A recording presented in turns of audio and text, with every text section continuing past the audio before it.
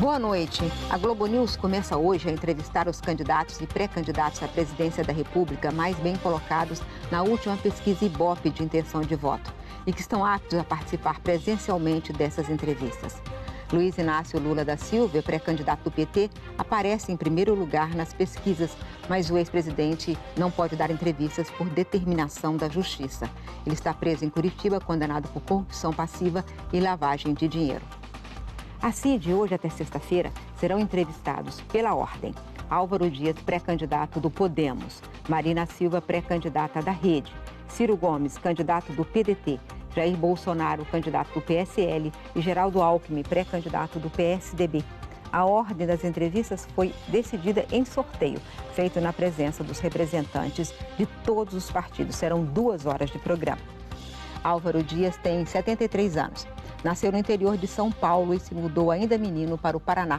É filho de um agricultor e de uma dona de casa. Se formou em História. Foi vereador, deputado estadual, deputado federal e governador do Paraná. Está no 4º mandato como senador, esteve em 7 partidos e agora é candidato à presidência da República pelo Podemos. Vão participar dessa entrevista os seguintes jornalistas da Globo News: Gerson Camarote e Roberto Dávila, e Valdo Cruz, Mário Sérgio Conte, Andréa Sadi e Merval Pereira, Cristiana Lobo e Fernando Gabeira. Eu serei mediadora e também vou fazer perguntas ao candidato. Boa noite, candidata. Boa noite, Miriam. Boa noite. Eu queria fazer uma primeira pergunta sobre o seu suplente, Malucelli. Ele do consórcio que venceu a disputa por Belo Monte, construiu Belo Monte, e esse consórcio, e ele também, foram acusados de corrupção, de pagamento de propina. E eu queria saber a sua opinião eu queria saber o seguinte: o que ele falou com o senhor sobre esse caso especificamente? Como é que ele explicou essas acusações e tudo isso que surgiu sobre o consórcio de Belo Monte e sobre ele particularmente, ele e o grupo J. Malucelli? E também queria que o senhor me dissesse sua opinião sobre a hidrelétrica de Belo Monte.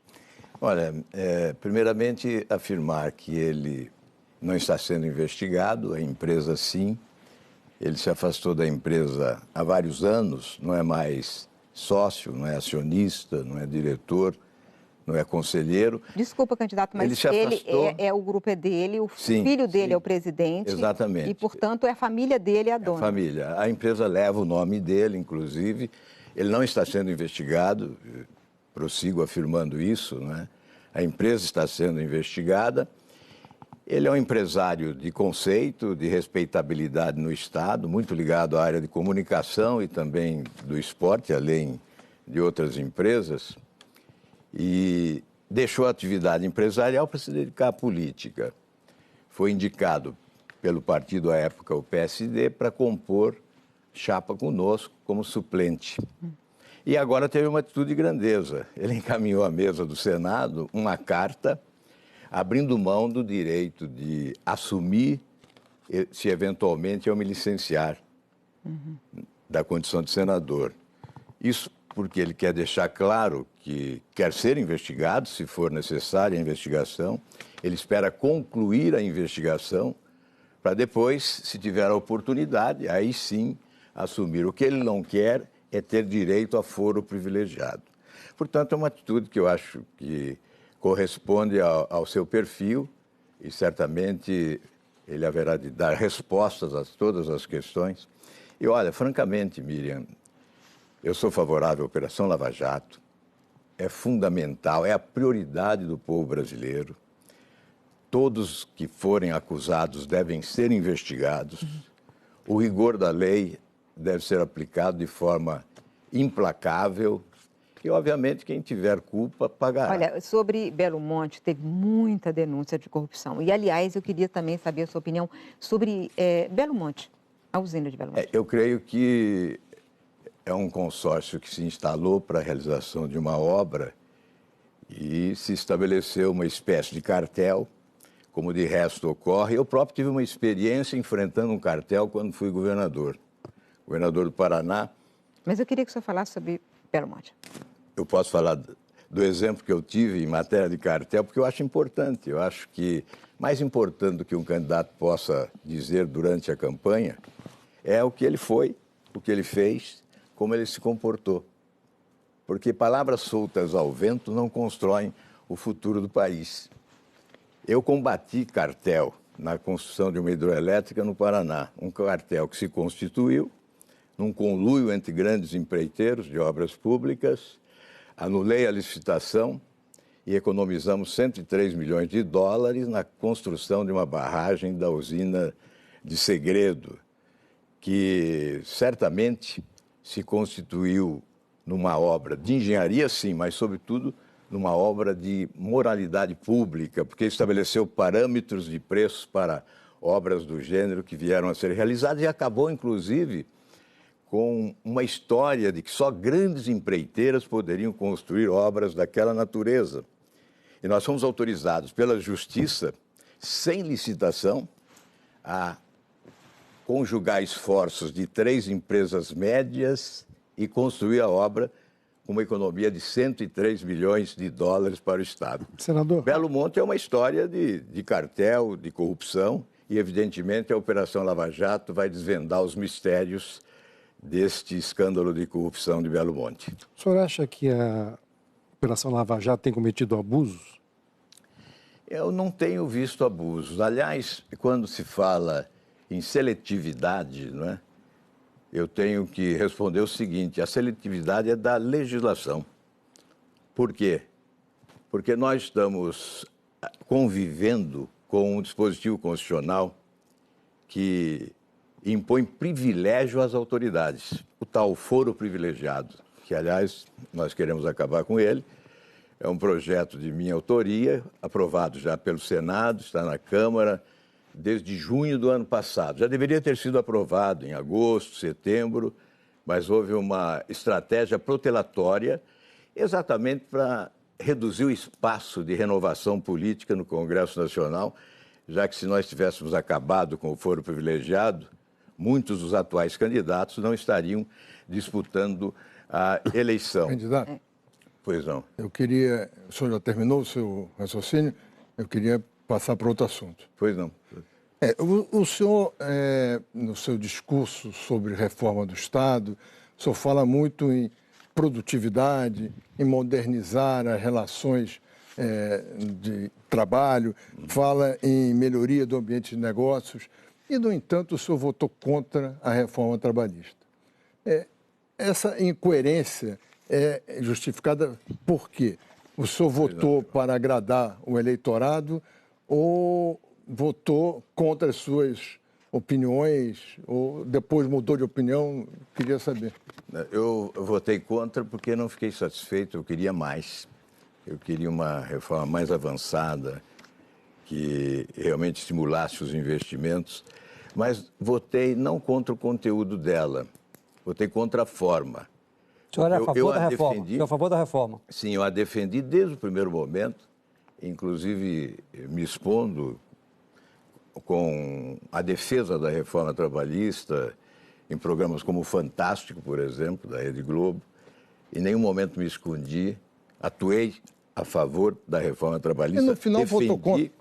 E quando ela chegou ao Senado, nós tínhamos mais de 600 emendas de senadores que foram desconsideradas, mais de 600 pedidos de destaque que foram ignorados. De uns tempos para cá, eu resolvi não colocar mais a minha digital em projeto de lei mal elaborado, com deficiências. Por quê? Porque nós somos acusados de legislar mal, quase sempre com razão. Muitas vezes legislamos mal.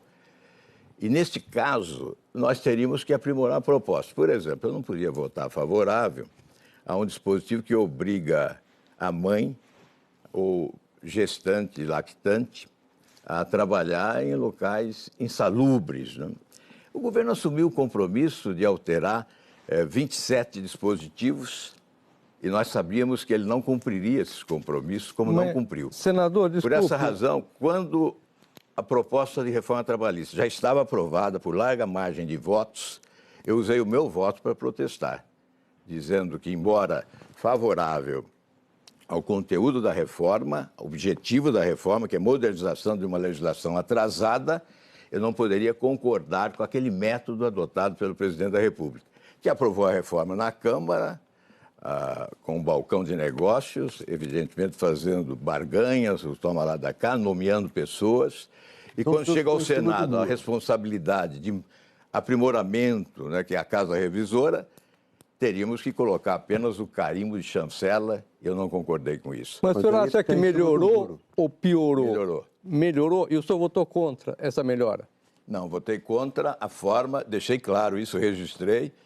A proposta já estava aprovada por ampla maioria e o meu voto foi utilizado como forma de protestar contra o modelo adotado pelo presidente da República. Melhorou porque já reduziu em 45% as ações judiciais e certamente nós podemos melhorar ainda mais. Fernando Gabeira vai fazer. Nós temos a possibilidade agora, depois desta experiência, desse tempo de vigência do novo modelo, com a reforma trabalhista aprovada, nós teremos a oportunidade de verificar o que deu certo, o que não deu certo, o que é necessário aprimorar para avançar. Acho que a legislação tem que ser a mais moderna possível. Candidato. Devemos usar sempre o direito comparado para aproveitar experiências boas em outras nações para estimular investimentos e geração de empregos. Mas essa posição não é uma posição, no fundo, em cima do muro? Porque na sua campanha eleitoral, quando alguém lhe disser que o senhor é contra a reforma trabalhista, não, sou a favor. Mas quando alguém disser que sou a favor, não, mas eu votei contra. Então é possível ganhar votos dos dois lados. Então, agora eu queria fazer uma outra pergunta que está ligada um pouco à sua proposta. Fora do Brasil, e em todo o Brasil também, os partidos surgem depois de um movimento. Esse movimento se estabelece, aí surge o partido. Como o Podemos na Espanha, que tem uma visão ideológica um pouco diferente do Podemos no Brasil, mas tem uma trajetória específica de surgimento de um partido. Aqui no Brasil, o seu partido surgiu com o nome Podemos, sem nenhum movimento que o amparasse. O senhor não acha que isso fragiliza uma proposta de mudança tão ambiciosa como a sua, de refundar a República, com uma legenda que é praticamente uma invenção? Complementando, o uso do nome Podemos, vindo de um partido da Espanha, mas sendo completamente diferente, sem nenhum contato com o Podemos da Espanha, não é uma maneira de enganar o eleitor? Não, na verdade, primeiramente, eu não tinha outra alternativa partidária, porque no Brasil nós não temos partidos, nós temos siglas para registro de candidaturas. Aliás, uma fábrica de siglas. É por isso, Miriam, que eu mudei várias vezes. Mudei de sigla para não mudar de lado, mudei de sigla para ser coerente. Mudar de sigla para não mudar de lado? Não... Exatamente. Estranho porque isso. As siglas mudam de lado a toda hora. Algumas delas são sempre governo. Na verdade, não existe identidade programática, são siglas mesmo, não são partidos, administradas cartorialmente, de cima para baixo, e sustentadas pelo fundo partidário. Por isso surgiram 35 já legais e mais 73 na fila de espera aguardando a oficialização. Por isso, Gabeira, não existe alternativa partidária no Brasil ainda. Agora, nós estamos num movimento, não é um partido. Eu sou franco ao afirmar que não se trata de um partido, é um movimento que um dia pode se tornar partido se nós fizermos a reforma política possibilitando a construção de partidos de verdade. Estamos longe disso. Mas, candidato, a presidente do seu partido, primeiro PTN que vem a sigla... A refundação da República, inclusive, vem nesse contexto de reformas importantes, sobretudo a reforma política. O seu partido, o Podemos, que vem do PTN, primeiro, o senhor reclama ali de cacique, sempre teve ali um grupo hegemônico dentro do PTN, hoje Podemos. E a própria Renata Abreu, que é presidente da legenda, na reforma política, estava propondo, por exemplo, levar o tempo de TV para essas novas siglas. Então, os partidos perderiam a identidade justamente em troca de uma nova legenda. Não seria uma incoerência o senhor tratando ali de fortalecimento dos partidos e uma proposta para enfraquecer as legendas? Olha, na verdade, o PTN não existe, né? Surgiu o Podemos em julho do ano passado, exatamente valendo-se do registro do PTN, mas é uma outra história, é o início de um movimento, eu repito, pode se tornar um partido. Em relação a tempo de televisão, o que há hoje é uma injustiça. Aliás, a Câmara dos Deputados e o Senado convalidou, aprovou um critério para a distribuição dos recursos do fundo eleitoral, diferente do critério para a distribuição do tempo de televisão. Essa foi a contestação. Aliás, nós ingressamos com uma ação direta de inconstitucionalidade, buscando do Supremo Tribunal Federal rever, porque dois critérios, um para distribuir os recursos do fundo eleitoral e outro para distribuir o tempo de televisão. Isso não é justo. Candidato, isso não estabelece, portanto, dois pesos e duas medidas. Mas isso não favorece a infidelidade partidária, o troca-troca que o senhor está criticando? Por isso que eu estou perguntando sobre a incoerência da proposta da deputada Renata. Isso não tem nada a ver com fidelidade partidária. Tem, sim, lógico que tem. A mudança só ocorre naquela janela que a legislação estabelece. Levando o tempo e a verba financeira favorece a fidelidade. Apenas o que se desejou foi estabelecer um único critério, porque não é justo você estabelecer um critério para distribuição de recursos e outro critério para definir o tempo de televisão. Como é que o senhor pensa tem governar várias com pessoas querendo fazer perguntas, porque eu queria passar para a Cristiana Lobo e depois para a Andréa Sadi, que estavam aqui me dizendo que estavam querendo fazer perguntas. Muita gente querendo fazer perguntas. Candidato, o senhor é a favor da reforma trabalhista e votou contra. O PSDB criou a CPMF no governo Fernando Henrique e votou contra no governo Lula. O senhor não acha que essa situação, essa falta de, eu diria até de convicção ou de mudança de lado, quer dizer, enlouquece o eleitor? Porque o PT votou contra a CPMF no governo Fernando Henrique. Aí, quando vem o governo do PT, o partido, o PSDB que criou, vota contra. Então, como que o eleitor vai escolher o seu candidato? Como disse o Gabeira, pode ser ou pela declaração ou pelo voto. Isso não ajuda nem um pouco a melhorar a política brasileira. O que está acontecendo no Brasil é isso. Tem um problema, quem é governo é a favor, quando ele passa para a oposição, ele fica contra aquilo que ele próprio defendeu. Como melhorar isso em nome do eleitor? Aproveitando, o senhor parece que é a favor da volta da CPMF. O senhor votou como nessas ocasiões? Então, pera lá, deixa eu primeiro ele responder a dela, e essa é uma questão importante mesmo, e o senhor vai ter tempo de responder todas as duas, e a Andréa Sadi de fazer a sua pergunta. Tá bem. Olha, em relação a votou a favor, votou contra, eu tenho um itinerário de coerência. Até as mudanças de siglas dizem respeito à coerência.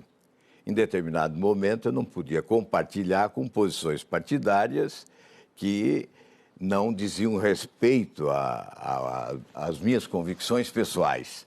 Então, você troca de sigla para não mudar as convicções pessoais. Por exemplo, quando deixei o PSDB, um pouco antes do processo de impeachment, deixei quando o partido se abraçou ao Eduardo Cunha, ao Michel Temer, e passou a defender esta aliança com o PMDB, com o objetivo de chegar ao impeachment da presidente Dilma. E eu advogava um impeachment completo.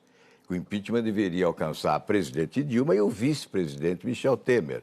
À época, denunciei também que o próprio vice-presidente havia pedalado. A mesma prática denunciada em relação à presidente, denunciava eu em relação ao vice-presidente.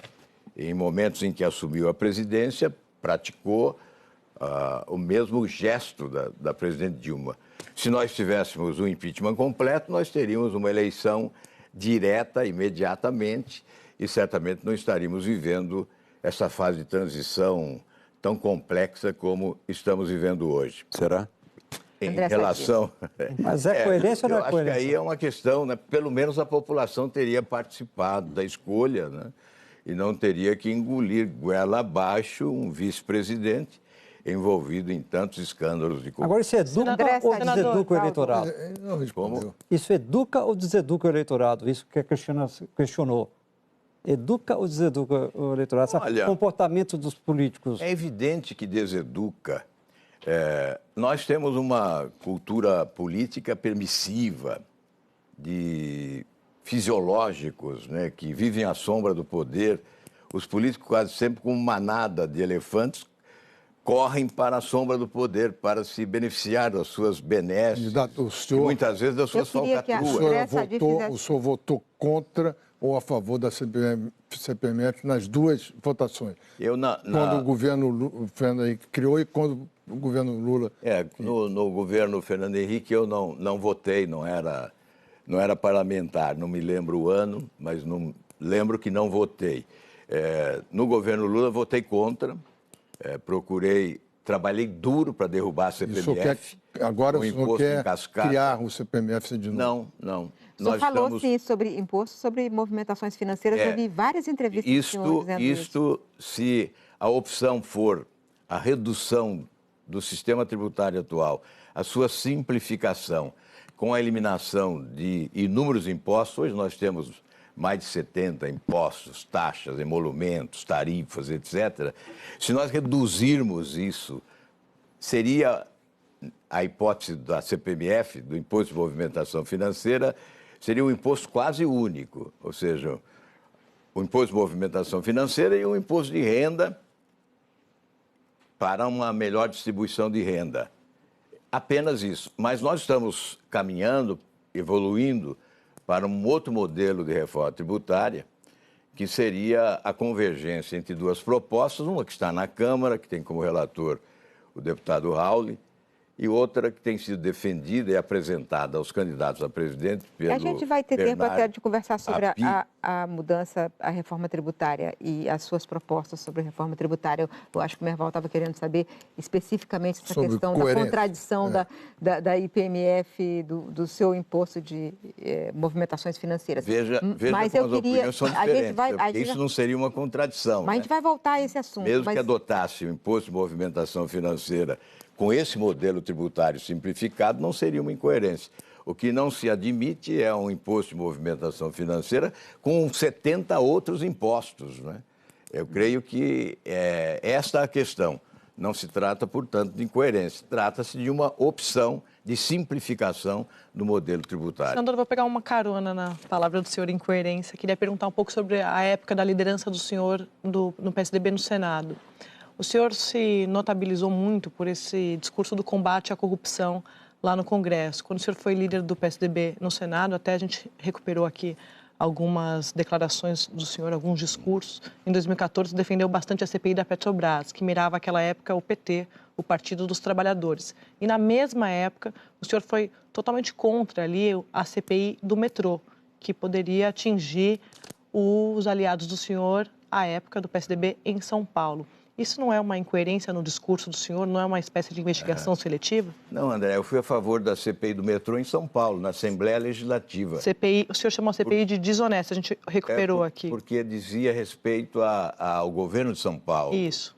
E a nós não caberia, no Senado Federal, instalar uma CPI no Senado sobre o governo de São Paulo.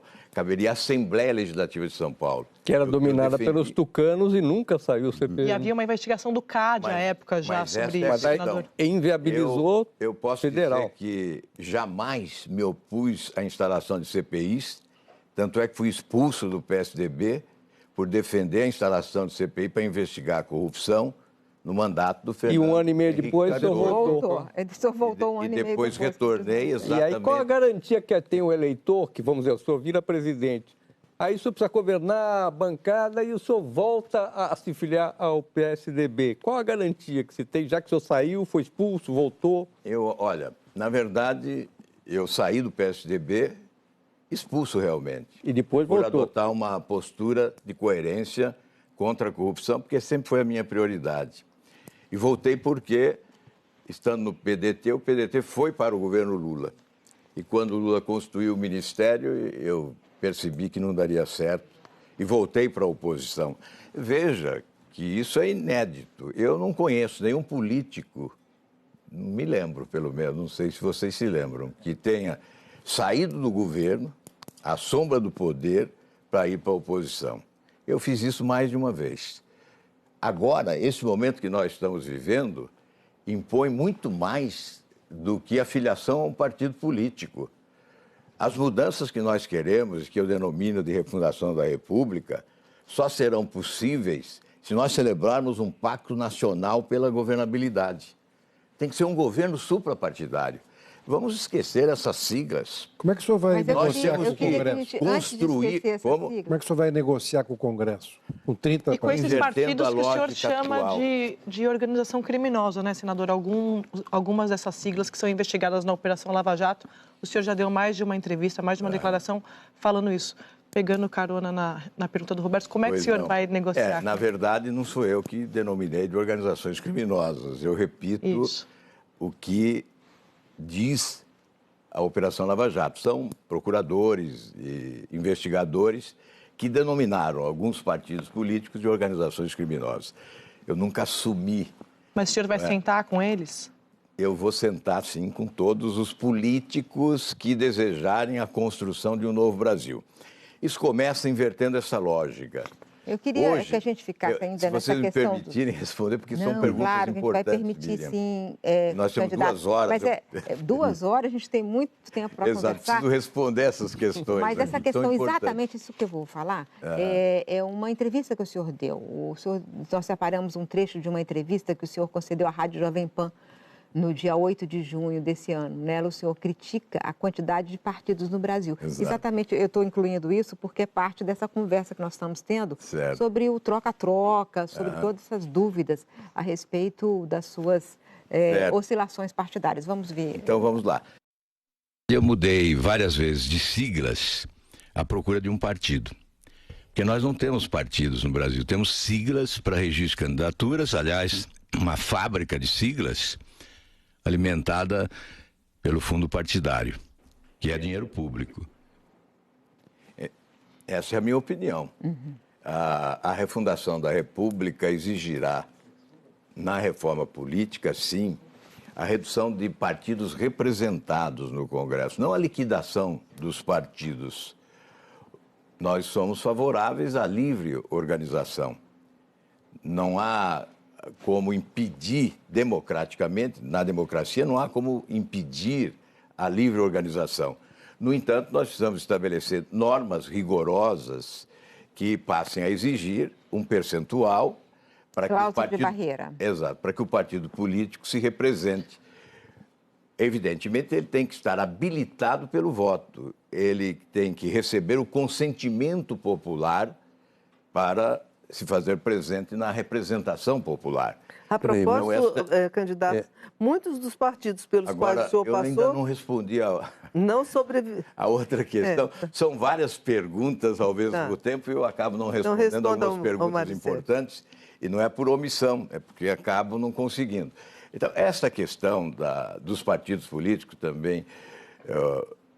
essa pergunta sobre como fazer, né, como tratar o Congresso, como ter o apoio do Congresso. É invertendo a lógica atual. Hoje, o presidente da República primeiro vai ao Congresso, apresenta a sua proposta, instala um balcão de negócios e compra voto, compra consciência, compra partido político.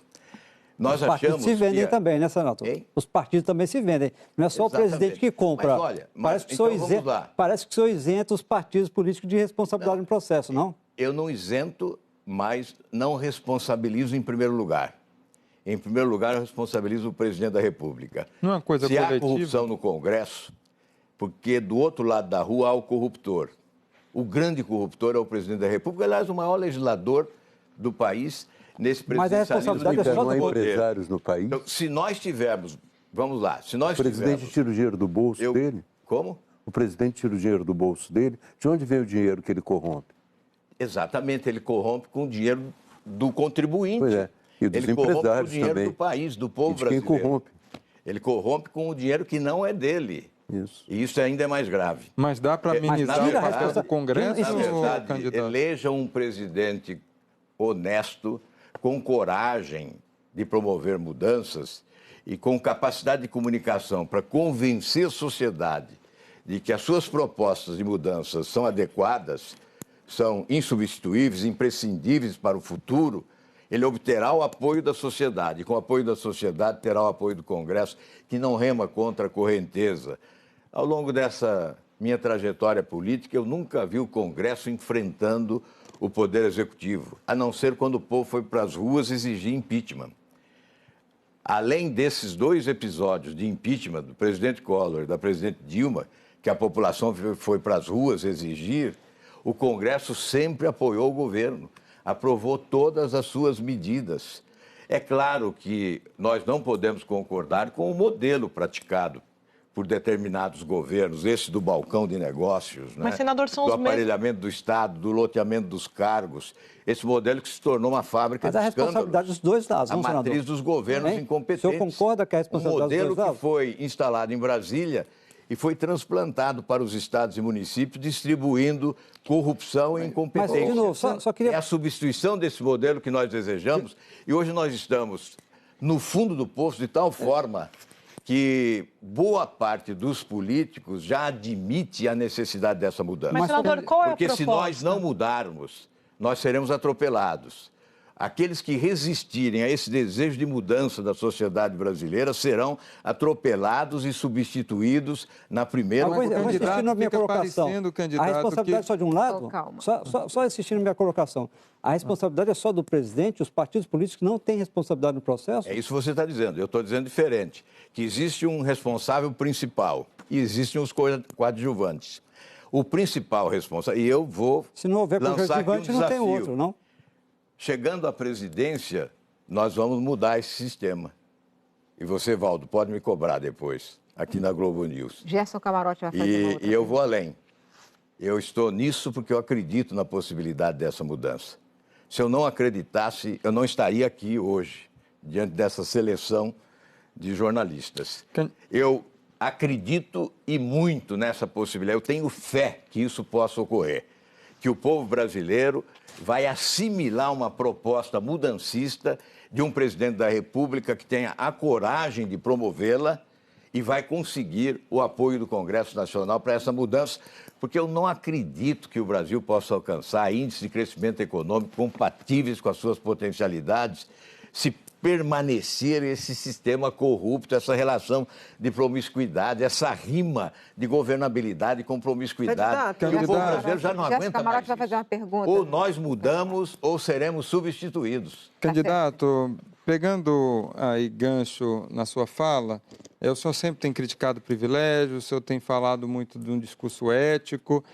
No ano de 2009, o seu gabinete pagou uma passagem para Montevidéu do seu filho. O senhor acha correto isso? A época era absolutamente legal. Não estou perguntando legalidade. Mas era legítimo.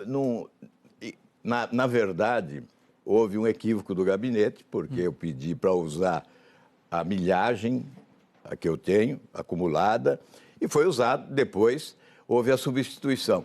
Na verdade, naquela época, as passagens podiam ser utilizadas, inclusive para terceiros. Era um assistencialismo que tinha companheirista, teve até o isso, era legal, era uma prática. Agora, então vamos lá, já que você me permite colocar desta forma. Veja, por exemplo, os meus gastos deste ano. De tudo, passagem, gabinete, tudo. Eu sempre devolvi 2/3 da minha cota de passagem. O senhor devolveu esse recurso? Não só uma passagem. Eu devolvi 2/3 sempre. Devolvo hoje 2/3 da minha cota de passagem, que é a única coisa que eu uso do gabinete é a cota de passagem. E vamos lá, eu tenho 27 anos, com direito líquido e certo de uma aposentadoria de ex-governador, teto R$33 mil. Seriam mais de 10 milhões na minha conta bancária. Eu abdiquei disso, sou o único ex-governador do Paraná a abrir mão desta aposentadoria, que tem o direito líquido e certo. Mais de 10 milhões. Eu não recebo, não uso auxílio moradia, não uso apartamento funcional e não uso aqueles R$15 mil de verba indenizatória para as despesas de gabinete. Economizo cerca de R$1 milhão por ano. Isso tudo em respeito às pessoas. Senhor, Agora, Camarote, você vem me falar de uma passagem. Não, Senador, isso, o senhor Tudo bem, devolveu uma essa passagem? não? Então fale também disso, de 10 milhões que ficaram nos cofres públicos, que podem ser utilizados em saúde, em educação, segurança Senador, pública, e não está na minha conta bancária. Nos milhares de reais que eu economizo Agora, senador, todos os na anos. sua conta bancária tinha Exatamente. 6 milhões de reais que o senhor não disse ao Tribunal Eleitoral. Por que o senhor... Eu sei que é legal. Agora, por que o senhor não disse que tinha 6 milhões de reais em investimento? Está na declaração de renda. Mas o senhor não colocou no TSE. No TSE não se obriga a declarar. Ali os imóveis são declarados. 1.900.000. Os ativos não são declarados. Mas Isso o é da eleitor lei. não precisa Isso é da saber lei. Mas por que Mas que o senhor a não minha colocou? declaração de renda é pública. Mas por que Ela o senhor está não sempre à disposição de todos. Mas foi para o senhor... E as pessoas... iriam Mas eu buscar. assumi prontamente, eu disse, não, isso está na declaração de renda. Não há necessidade de declarar para a Justiça Eleitoral ativos. Nós Mas é um valor expressivo. temos uma legislação para respeitar. O senhor economiza muito do seu recurso que o senhor tem à disposição no Senado, mas por que esse o senhor não se prontificou a dizer, não tomou iniciativa de dizer que tinha 6 milhões Mas de eu investimento? disse, é Não, o o senhor imposto disse de depois renda. que a imprensa foi atrás Aonde deveria e dizer. descobriu Não, quase por acaso. neste caso, o jornalista que divulgou foi incorreto. Ele não divulgou a verdade, porque estava declarado no imposto de renda. A Mas minha não vida, ao TSE. A minha vida, você pode A matéria, investigar. a matéria dizia exatamente isso, que estava na sua declaração de renda, não estava na Exatamente. sua declaração. Agora, o Se estava na Mas declaração então não de foi renda, incorreto. Não, mas- a estava na matéria estava declaração de correta. renda. Mas, candidato- E quem fez a minha declaração ao TSE entendeu que a lei não obrigava a colocar e não colocou, evidentemente quem fez. Não seria melhor ter Então, declarado, assim, senador? claro que seria não seria melhor. melhor. Mas- Mas não parece que o senhor o que- acaba se omitindo uma coisa, Não, na uma verdade, campanha eleitoral. público Olha, com toda é a tranquilidade. declaração do TSE, não o Com imposto toda- de renda. com O toda imposto de renda tranquilidade. não, O que não as é pessoas têm público. acesso, toda senador, é a tranquilidade, justiça com- eleitoral, não o imposto de renda. Se tivesse chegado ao meu conhecimento em tempo, eu teria declarado. Quem elaborou a minha declaração ao TSE achou que não devia, porque a lei não exigia, e não declarou. No entanto, depois, quando eu fui questionado, eu declarei, porque estava no imposto de renda. Aliás, eu forneci a minha declaração do imposto de renda. Falando de recursos... Portanto, olha, é impressionante, porque é isso que causa desconforto na política. Porque, na verdade, desejam sempre colocar todos no mesmo lamaçal. Não é verdade. Não importa a verdade. conduta, não importa a trajetória percorrida, não importa a renúncia. Não é verdade, Não importa senador. abdicar. Senador, de falando de vantagens, recursos públicos, Não importa. o senhor- Eu não estou dizendo que vocês estão nesta posição. Não, nós estamos querendo Senador. esclarecer a sua vida pública, só esse isso. desconforto, o homem honesto na política vive. É o desconforto da generalização. Olha, eu perco eleição, eu perco amigos, mas jamais perderei a dignidade. Falando de recursos públicos, senador, Candidato. Meu senador, patrimônio moral, esse patrimônio moral que eu adquiri ao longo desse tempo todo, por isso eu faço quase 80% dos votos para o Senado no Paraná, as pessoas que me conhecem sabem disso, esse patrimônio moral ninguém vai Senador, dilapidar. só uma coisinha. Não vai. Esse patrimônio moral, deixa eu falar Espera um agora, pouquinho, Valdo. Valdo. Deixa eu falar agora. Esse patrimônio moral ninguém vai dilapidar, porque é a minha conquista. Eu não me importo com a conta bancária, com o patrimônio material que herdei. O que me importa é o patrimônio da credibilidade que eu conquisto no dia a dia da minha atuação política junto aos meus eleitores. Candidato. É isso que me importa. Candidato, é natural, o senhor candidato a presidente da República, que os jornalistas façam perguntas sobre todas as questões que estão parecendo incoerentes ou que tenham E é alguma natural que eu dúvida. responda É com natural que indignação. responda. O senhor Não é responde, natural que eu aí responda com indignação? o senhor responde, mas não, isso aí não é uma generalização da política, não é, nós não não é- estamos não é fazendo uma isso. provocação A gente nem está uma fazendo generalização. uma entrevista e ela Eu vai não vou continuar perguntar a sendo... vocês, mas vou afirmar Senador. que há uma tendência de generalização em relação aos políticos. mas, senador, todos vocês devem falando de concordar recursos comigo, públicos- que há essa tentativa de Valdo, generalização faça em relação a pergunta, aos Valdo. políticos. Não é? Valdo. falando de faça- recursos públicos, senador, a gente está falando aqui sobre o uso de recursos públicos. O senhor é a favor do financiamento público de campanha eleitoral? estamos debatendo tanto sobre necessidade de onde destinar recursos públicos, como utilizá-los, os partidos políticos que trocam de partidos, aí o eleitorado fica vendo essa dança de cadeiras de partidos. O senhor é a favor do financiamento público de campanha? Veja como, às vezes, a aparência de incoerência e não é incoerência. Eu poderia dizer, sou e não sou. Por quê? Se nós tivéssemos um sistema político evoluído... Voltamos à reforma trabalhista. Exato. Num estágio, exatamente. É a mesma coisa. Veja bem, agora eu acho que eu vou me fazer entendido, né?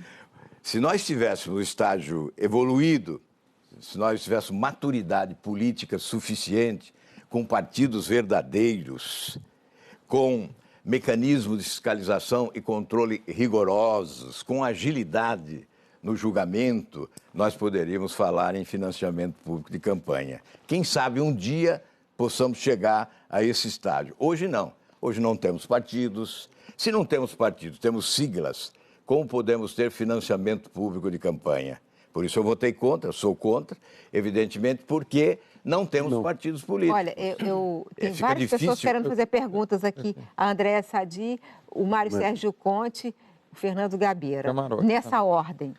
Senador, o senhor defende enxugar a máquina pública, né? Qual é a proposta do senhor sobre os ministérios, exatamente cargos que esses partidos que estão lá no Congresso estão sempre de olho nesse toma lá da cá? Qual é a proposta do senhor para enxugar os ministérios? Bem, a redução não só dos ministérios, né? Mas quais ministérios seriam cortados? Eu advogo a redução dos ministérios para 15, né? Teremos aí a integração de vários ministérios. Já há uma simulação feita pela minha assessoria e, obviamente, não basta eliminar o ministro, né? Tem que eliminar as estruturas paralelas, a superposição de ações. Aí nós falamos também em diretorias, secretarias, departamentos, coordenadorias, empresas estatais. Temos 146 empresas estatais federais.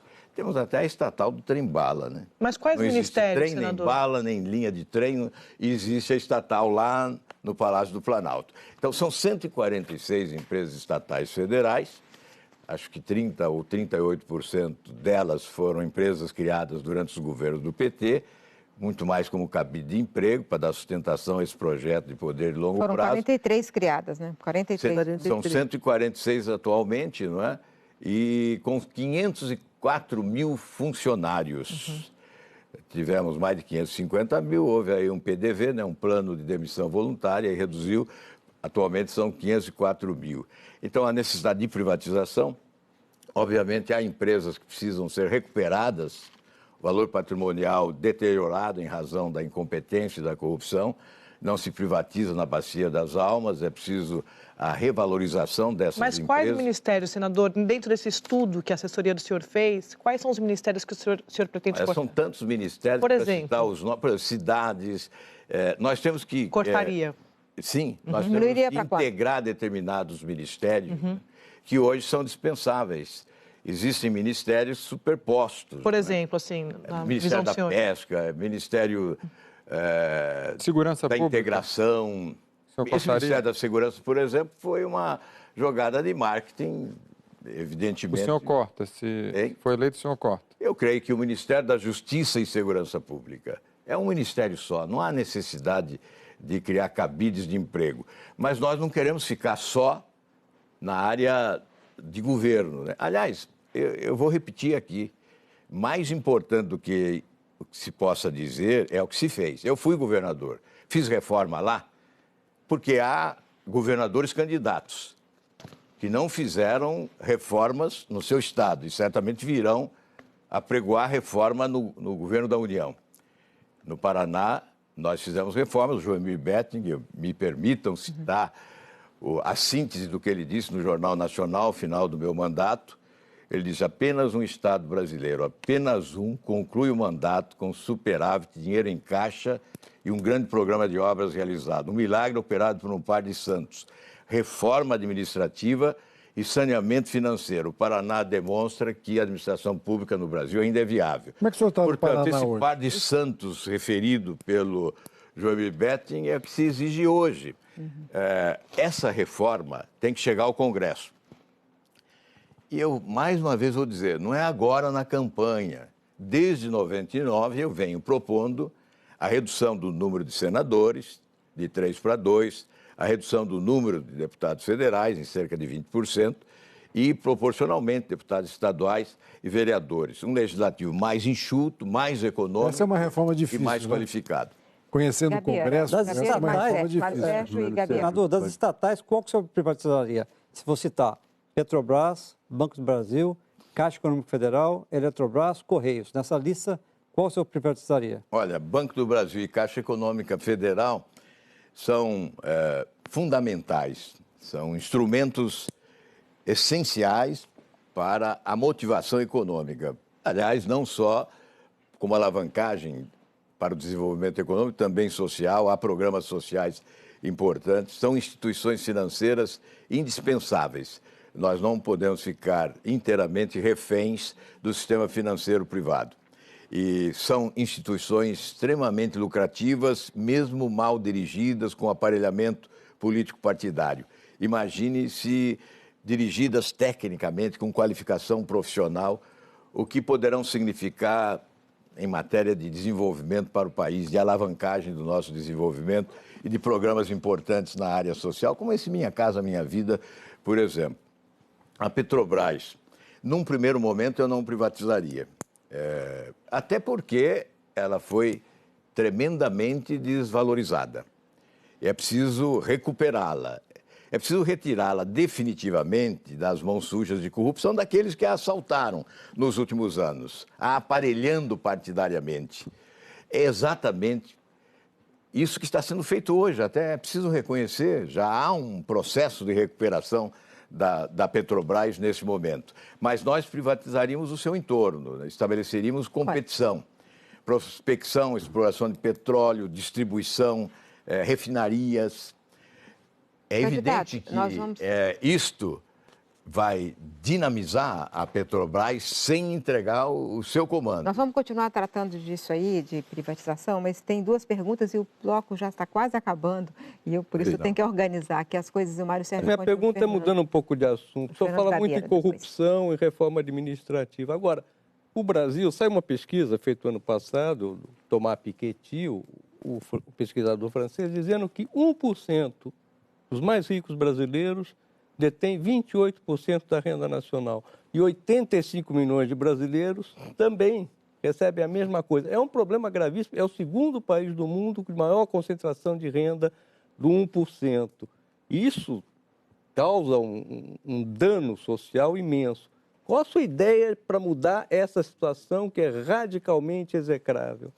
Olha, é triste constatar, e eu agora, podendo viajar um pouco aí nessa pré-campanha, tenho ficado encantado não só com as belezas naturais que fascinam a humanidade, mas com as potencialidades econômicas do nosso país. E é perturbador ver esse contraste, uma ilha de prosperidade, de fartura, de fortuna e um oceano de dificuldade, de miséria, de sofrimento, de angústia. 52 milhões abaixo da linha da pobreza é mais do que a Espanha inteira, né? A população da Espanha inteira.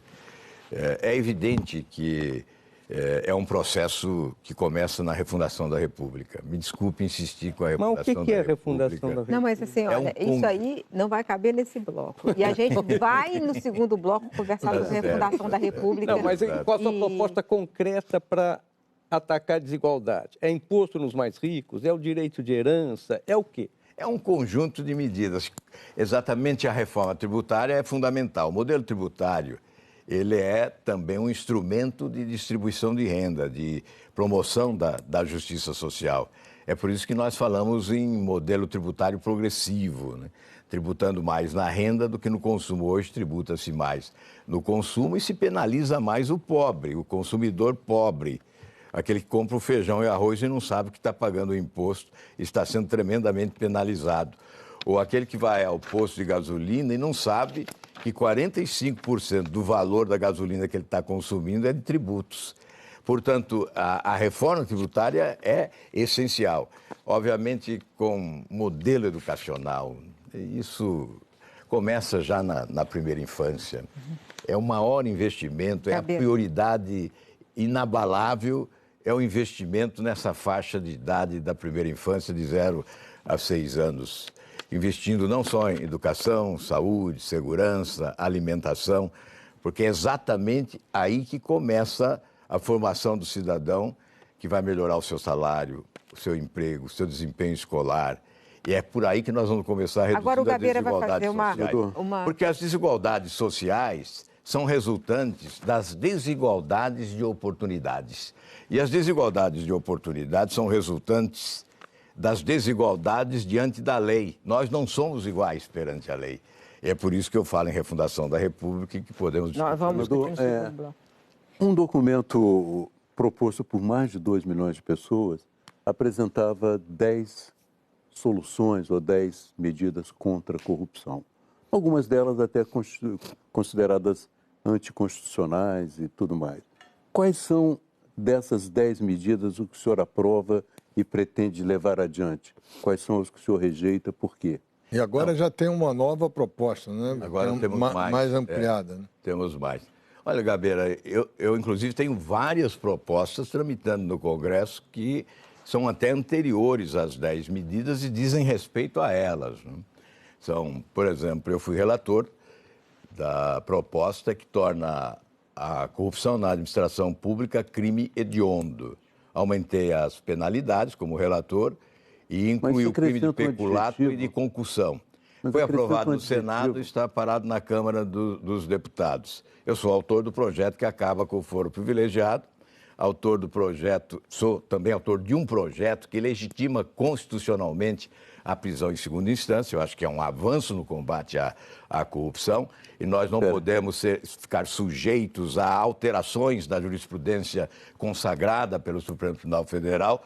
A todo passo nós estamos sujeitos a isso, ameaçados. O senhor fez como senador. Como? O que o senhor fará como presidente? Existe um trabalho específico de presidente na condução desse processo. Como é que o senhor vê o seu papel? Bem, ao chegar à presidência, nós vamos eleger uma comissão de especialistas para elaborar um pré-projeto de reforma constitucional. Reformas à Constituição que ofereçam mecanismos, especialmente no campo do combate à corrupção.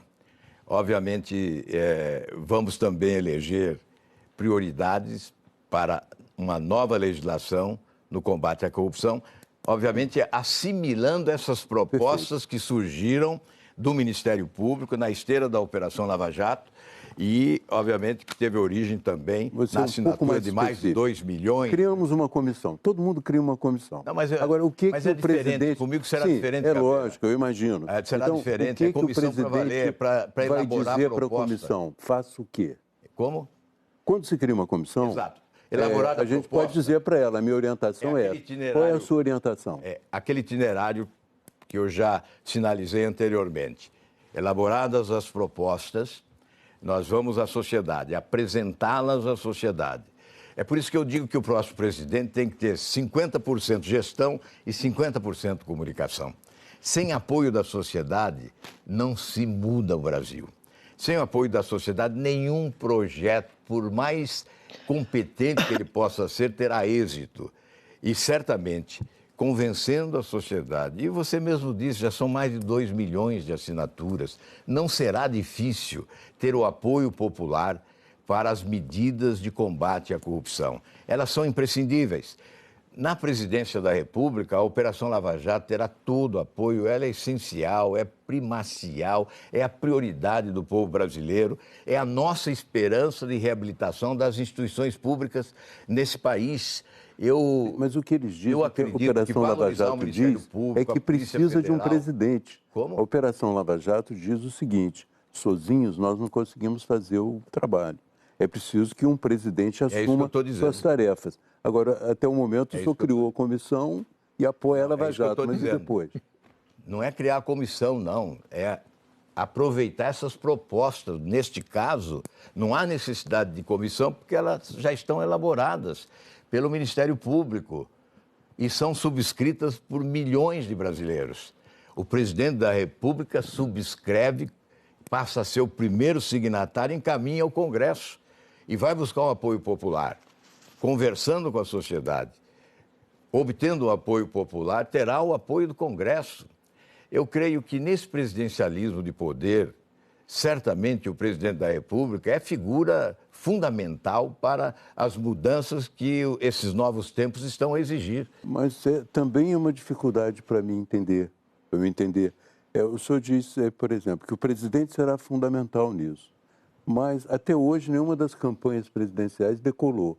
E o Congresso, aparentemente, vai ser o mesmo Congresso de sempre. Então, cria-se uma alternativa inviável. Não existe milagre, Gabeira. A alternativa é essa que eu estou propondo. Essa é a minha alternativa. Nessa eu acredito. Me eleja presidente e você poderá cobrar. Aliás, eu posso afirmar que é para valer isso, e se isso não for feito, é porque me arrancaram da presidência. Certamente, a determinação é chegar ao êxito desta proposta de refundação da República com todas essas reformas que são imprescindíveis. E no campo de combate à corrupção, na esteira da Operação Lava Jato, que terá todo o apoio, a Polícia Federal todo o apoio, o Ministério Público todo o apoio, nada de conspiração contra a Operação Lava Jato. E todos vocês sabem que há uma permanente conspiração no mundo da política contra a Operação Lava Jato. Nós vamos combater qualquer forma de conspiração e dar apoio integral à Operação Lava Jato para que ela cumpra o seu papel de fazer a limpeza que o povo brasileiro está exigindo. Candidato, nós vamos fazer um intervalo agora. A Central das Eleições faz um rápido intervalo. A seguir, o segundo bloco da entrevista com Álvaro Dias, pré-candidato à presidência da República pelo Podemos. Voltamos já.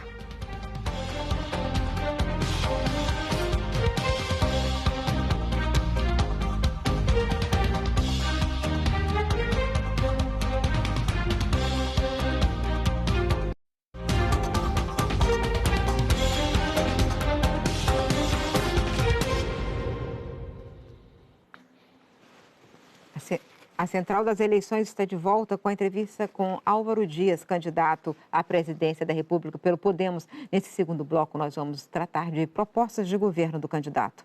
Quem vai começar perguntando é Fernando Gabeira. Pois não. A conjuntura internacional tem mudado muito nos últimos tempos. E surgiu também, e tem surgido com clareza para nós, que a China é a maior parceira comercial do Brasil e tem investido muito no país.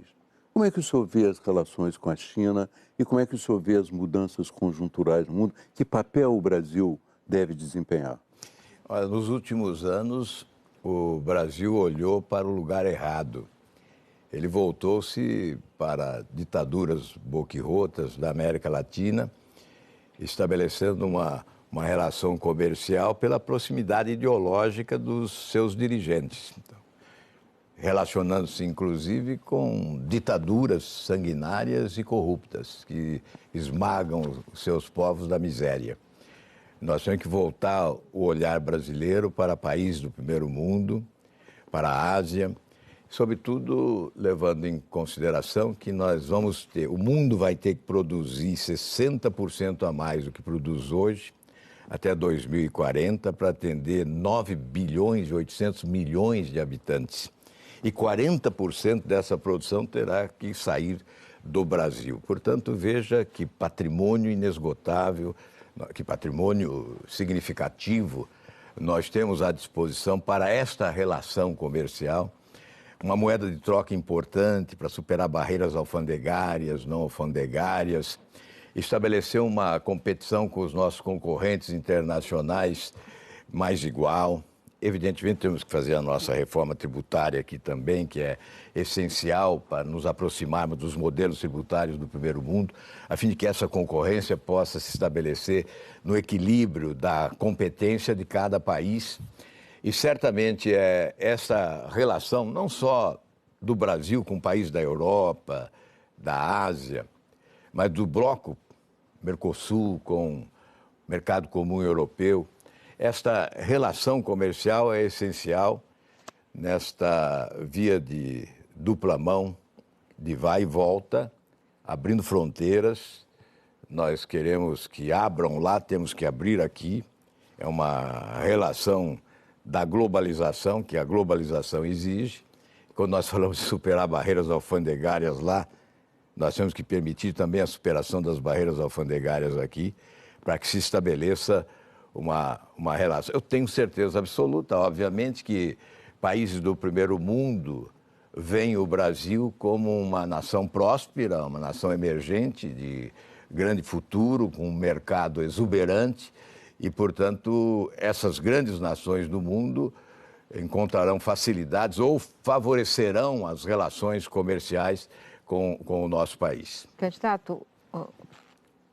Senador, além da questão da corrupção, a violência no Brasil hoje é uma questão que aflige a todos nós, né? O senhor fala que nós devemos ter, o povo brasileiro pode usar armas, usando o livre-arbítrio. No entanto, a guerra contra as drogas no mundo é uma falência total. O senhor é contra a legalização das drogas. Aí não entra o livre-arbítrio também? Olha, essa questão da segurança não se resolve com o revólver na cinta, evidentemente. Há que se resolver com inteligência e inclusive, investindo em inteligência também. Não é? Na questão do uso de armas, não é uma política de segurança pública. Nós não podemos ver o Estado abdicando da sua responsabilidade de oferecer segurança à população. Nós pagamos impostos para que o Estado nos proteja. Então, não é distribuindo armas que nós vamos resolver o problema da segurança no país. É possível até que se agrave a situação de segurança. É evidente que isso pode ocorrer. Pode ocorrer como pode não ocorrer. Mas essa questão de livre-arbítrio é essencial. Por quê? Porque o cidadão brasileiro quis assim. Houve um plebiscito, 63% nesse plebiscito optou pela venda de arma, eliminando o artigo 35 do Estatuto do Desarmamento. Isso implica dizer que o brasileiro se manifestou, portanto, favoravelmente ao porte de arma. É isso que eu entendo. Por isso eu advogo, em razão do livre-arbítrio, decisão democrática da maioria, eu advogo, sim, a flexibilização da legislação para o porte de arma. Mas, repito, isso não é política de segurança pública. A questão das drogas, eu advogo algo mais forte, a instituição de uma frente latino-americana de combate à produção e ao tráfico de drogas. O mundo inteiro já viu que isso é impossível. Frente esta vinculada à Organização dos Estados Americanos. E, obviamente, no nosso país, monitoramento da faixa de fronteira. Há lá um projeto chamado CISFRON, que lançaram há vários anos, execução de apenas 5%, agora prorrogaram para 2035, alegam falta de recursos, são necessários 12 bilhões de reais. Você não acha que é uma guerra perdida essa? Eu não creio que seja uma guerra perdida.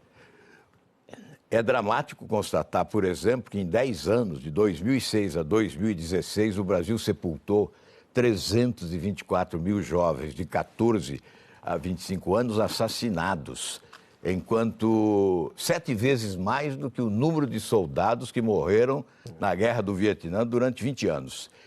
E, segundo os especialistas, mais de 80% desses assassinatos tiveram origem nas drogas.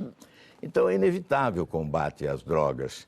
E eu creio que esse monitoramento na faixa de fronteira... Mas, senador, nem o combate aos assassinatos existe? 7% apenas dos assassinatos são desvendados. É evidente, viu, Gabeira? Se realmente existisse, eu nem estaria aqui propugnando por mudanças no país, eu estaria defendendo o governo, né? Candidato. Na realidade, esta é a realidade dramática que nós estamos vivendo no país. De um desgoverno, fazer, por exemplo, a autoridade se desconstituiu no país, né? E quando a autoridade não se impõe, a marginalidade se sobrepõe, a violência cresce avassaladoramente como cresceu. Candidato. Não há recursos para a segurança, alegam que não há recursos, mas não há inteligência. De onde tirar o dinheiro para a segurança? Hein? De onde tirar o dinheiro para a segurança?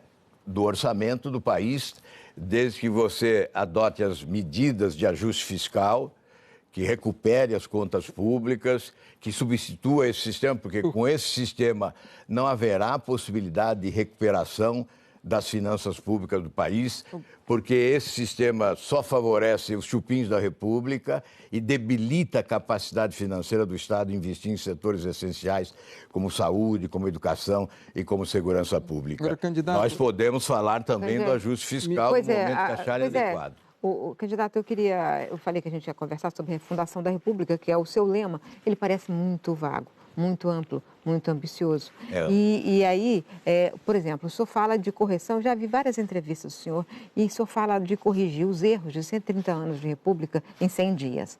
Isso, há de convir que isso aí é impossível. Então, pegando só um pedaço, o senhor fala que fará uma reforma política de diminuição dos cargos de senadores e deputados. E eu quero saber como é que você vai convencer senadores e deputados a cortar o seu próprio número de cadeiras, né? Isso é uma das questões que o senhor propõe na refundação da República. Mas, basicamente, ela não é assim, ampla demais para ser um lema, mas não ser uma substância. Olha, não é um slogan, não é uma frase, não são palavras soltas ao vento, é uma aspiração, uma necessidade. Se nós não fizermos isso, se nós não acreditarmos, eu não vou dizer nós, se eu não acreditar nisso, eu não acredito no futuro do Brasil. Porque eu não vejo futuro para esse país se nós nos acomodarmos, nos omitirmos e ficarmos contemplando esse sistema corrupto, com essa relação promíscua entre os poderes, com uma legislação desrespeitada. Nós elaboramos a lei supostamente em defesa do bem e na condenação do mal. Ocorre que as leis são ignoradas ou são interpretadas ao sabor das conveniências. A ideia fundamental da refundação da República é que todos devemos nos submeter às leis e devemos ser todos iguais perante a lei. Só aí nós poderemos olhar para nós mesmos, né? Olhar para as nossas crenças, olhar para as nossas instituições e acreditar no futuro do país, como queria o Tiradentes lá na Inconfidência Mineira. Se todos nós quisermos, podemos transformar esse país numa grande nação. Hoje temos que repetir a frase de Tiradentes, porque não somos uma grande nação. Está perguntando, mas como? Como? Como? Se faz plebiscito, eu já disse como. Muda a Constituição. Eu já disse como, invertendo a lógica atual. Mas aí é a sua retórica. Não é retórica. O senhor vai sentar com aqueles deputados... Aí trata-se de acreditar ou não acreditar. Não, se trata de ter força para fazer. Exato. Mas aí você tem que conferir se tem força ou não tem força. Mas tem mecanismos institucionais. Primeiro você tem que me eleger para depois julgar se teve força ou não teve força. Mas quais mecanismos? Eu acredito exatamente com a força popular. Eu sozinho, evidentemente, não faço nada, né? Ninguém faz nada. Mas se o presidente da República, diante da crise que vive o país, e hoje eu vejo políticos refratários à mudança que já admitem a mudança. Veja, agora mesmo eu vi o PSDB defendendo a diminuição de senadores e deputados. Desde 99 eu apresento e reapresento esses projetos e nunca tive apoio. Senador. Mas hoje eu já estou ouvindo parlamentares do PSDB e até candidato a presidente do PSDB afirmando que também vai reduzir o número de senadores e deputados. Então veja como é possível. Nós estamos caminhando para isso. O que eu tenho a dizer é que com o apoio da sociedade tudo é possível. É isso que eu queria saber. Porque quem resistir será atropelado. O senhor vai usar mecanismos como plebiscito, referendos para impor ao Congresso alguma medida? Em determinadas circunstâncias, cabe especialmente o referendo.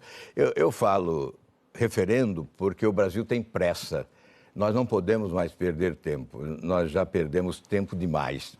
Por isso, Miriam, que quando eu falo em 100 dias, é colocarmos as pilastras essenciais nos primeiros 100 dias. Evidentemente, o governo não acaba em 100 dias, a República não será refundada em 100 dias, mas essas pilastras essenciais devem ser colocadas nos primeiros 100 dias, porque é ainda um ambiente da credibilidade. Quando o presidente chega com o calor das urnas, a legitimidade do voto, credibilidade absoluta, porque eleito pela maioria da população, mais de 50% dos votos, certamente com força suficiente para convencer a sociedade de que essas mudanças são imprescindíveis. E, evidentemente, nós podemos, sim, submeter um referêndum posteriormente. Mas lembrando, senador, que o referendo, o Congresso tem que aprovar o referendo, né? Exatamente. Não adianta o presidente não ter o poder para convocar o referendo. Eu estou partindo do princípio, viu, Valdo, que o Congresso não é uma causa perdida. Ele é a caixa de ressonância da sociedade, é o espelho da sociedade. Os brasileiros é que elegem os congressistas. E o Congresso tem que ter a oportunidade de se reabilitar diante da sociedade. Eu imagino que a reabilitação do Congresso Nacional, da sua imagem, do seu conceito diante da sociedade, começa com a eleição de um presidente que tenha coragem de propor essas mudanças e de assumir a liderança do processo. Mas algumas pessoas acham não há reforma de profundidade nesse país que ocorra sem a liderança do presidente da República. Mas na sua explicação... Agora, qual seria a outra alternativa? Deixa eu só agora aproveitar, porque me lembrei. Qual seria a outra alternativa? Esse ajuntamento de partidos em torno de um candidato seria a solução para o país? Ou é a reedição da tragédia que nós estamos vivendo? Não é a fotografia do modelo que levou o país ao caos? A administração pública catastrófica, a consagração da incompetência administrativa de forma absoluta e a corrupção jamais vista na história desse país, foi esse modelo, esse sistema. A refundação da República é, em síntese, a substituição desse sistema. Mas tem por um que ser pela sistema via republicano. Constitucional, né? Tem que ser pela via constitucional, e pela via constitucional tem que passar no Congresso. Por isso que eu disse, viu, Gabeira, quando eu falei em comissão, não era para as medidas de combate à corrupção, porque essas já estão prontas. É para a reforma constitucional, as principais alterações constitucionais. E nós temos pessoas como Miguel Reale Júnior, René Dotti, juristas, o Carvalhosa, o Sérgio Moro, nós temos o Joaquim Barbosa. São juristas que podem oferecer uma grande colaboração ao país com sugestões fundamentais para a reforma da Constituição. Eu tenho duas dúvidas sobre os dois componentes dessa mudança. O primeiro deles é o apoio popular ao presidente da República. É uma campanha que já está quase no meio e, de um modo geral, elas não... Está começando hoje aqui. Elas não decolaram. Primeiro ponto. Não eletrizou. O segundo ponto é que tudo indica que o Congresso terá as mesmas características. Saber que tem candidato? Não sabe. Não houve divulgação. A gente está aqui fazendo maior esforço, está vendo? Como é que está fazendo maior esforço? E a Cristiana Lobo quer fazer pergunta. Vamos resolver essa parada. Espera aí, eu quero só um pouquinho. Deixa eu organizar. Quero secundar aqui o Fernando Gabeira. Só um pouquinho, vamos organizar. Quando o senhor fala em refundação da República, o senhor de um partido pequeno, aliás, o seu partido, se fosse vigorar a reforma política que o senhor propõe, o seu partido não existiria, né? Existiria sim, ele tem 5% dos votos. 5 senadores, vai depender dos votos que ele obtiver. Exato. Não é? Sim. E se não obtiver os votos, não terá representação. Mas pode ser meu partido. A pergunta não é essa. Essa proposta do senhor de refundação da República me faz lembrar a proposta do Collor de 89, de reconstrução nacional, também ele por um partido pequeno. Mas, assim como ele chegou com uma força popular muito grande, ele conseguiu aprovar a medida provisória do plano econômico dele, mas em seguida ele teve que negociar com o Congresso e acabou caindo. A minha pergunta é, o senhor fala sobre esse ajuntamento de partidos. Não há como substituir o ajuntamento de partidos por outra coisa? Não, nesta eleição não, porque estes serão os eleitores de uma proposta do seu governo, se o senhor ganhar a eleição. Então, quer dizer, como dialogar com esse ajuntamento de partidos e se manter no cargo? Cristiane, olha, é possível sim. Há de ser um governo suprapartidário, sustentado por um pacto nacional de governabilidade. Tivemos na Espanha o Pacto de Moncloa, não sei que nome daríamos ao nosso pacto. A Dilma também falou em pacto. Pacto de governabilidade. Um pacto de governabilidade que reuniria políticos de todos os partidos que reconhecessem a gravidade do momento que nós estamos vivendo e a necessidade de recuperarmos o país, reabilitarmos as instituições e de oferecermos à população brasileira alguma esperança de futuro, porque 62% dos jovens gostariam de ir embora. Muitos não arrumam a mala e chegam até o aeroporto porque não possuem condições de ir embora, senão iriam. Nós temos que reabilitar este país. Essa é a minha próxima pergunta. Na verdade... André Sadi quer fazer pergunta também. Viu, Cristiano? Muitos podem considerar que essa é uma proposta ousada, ingênua, Valdo Cruz. santa ingenuidade. Na verdade... Querer mudar o país para melhor. Eu creio, sim, na possibilidade de reunirmos as forças vivas da sociedade, além da política, além dos partidos políticos, a academia, as religiões, as instituições, as representações da sociedade civil, num pacto nacional pela governabilidade. E avançaríamos, obviamente, em todos os partidos, buscando as pessoas de bem, os parlamentares que pensam no país. Eu imagino que depois de uma eleição como essa, em que parlamentares têm dificuldade de chegar ao aeroporto, de frequentar um restaurante, que não se aprenda com o que está acontecendo no Brasil, que se não aceite esse apelo popular pela mudança, nós vamos insistir nessa mudança. Eu estou aqui exatamente para o cumprimento de uma missão. Eu acho que podem até não acreditar, provavelmente muitos não acreditam, porque colocam todos os políticos no mesmo embornal, mas eu estou aqui para cumprir uma missão. Eu acho que neste momento do Brasil, a gravidade do momento que nós estamos vivendo exige protagonismo de todas as pessoas lúcidas e conscientes. Posso mudar de assunto da um pouco? política ou fora dela. E hoje está muito claro. Queria mudar um pouco de assunto. Só um instantinho para concluir agora. Na política ou fora dela, eu acho que está muito claro agora. Aqueles que admitem ser esse sistema adequado têm um caminho a seguir. Tem um ajuntamento de partidos, tem uma pregação contra a Lava Jato, enfim, isso tudo está posto nessa campanha eleitoral. E tem essa proposta, que alguns podem considerar ingênua, outros podem considerar ousada demais, mas é uma proposta de boa fé de quem acredita. Senador, eu queria mudar um pouco de assunto. O senhor foi relator do Plano Nacional de Educação, né? Um tema longamente debatido em 2013. Certo. E também foi responsável ali por retirar um trecho que tratava exatamente da superação da desigualdade de gênero e de orientação sexual. Eu queria saber do senhor o seguinte: se o senhor for presidente, se o senhor for eleito, qual vai ser o entendimento do senhor em relação a esse tipo de discussão, de superação dessas desigualdades? Não é papel da educação, do Estado, promover esse tipo de debate? Olha, outra vez isso vai parecer contraditório e não é, né? Porque eu ampliei o alcance do texto. Eu eliminei no texto... O senhor foi muito criticado, né, à época, por alguns especialistas por conta dessa discussão. Qualquer possibilidade de preconceito e discriminação. Eu envolvi todos, alcançando na plenitude o combate ao preconceito e à discriminação. Portanto, eu não entendo de outra forma. Não há proposta mais moderna e mais avançada do que essa. Não é como entendem alguns especialistas, senador. À época, inclusive, a eliminação eles de qualquer criticaram isso como um retrocesso. Preconceito, a eliminação de qualquer preconceito educacional e o respeito à liberdade de opção de cada cidadão. Mas isso não promoveria... O governo espanhol, que tomou posse agora, pela primeira vez, tem mais ministras do que ministros. Que bom. Tem mais mulheres do que homens. Que bom. O senhor, se for eleito presidente, vai ter mais ministras ou mais ministros? Não sei ainda. E quanto será o porcento de negros? O que eu posso dizer, eu gosto muito de trabalhar com as mulheres, ser assessorado por mulheres.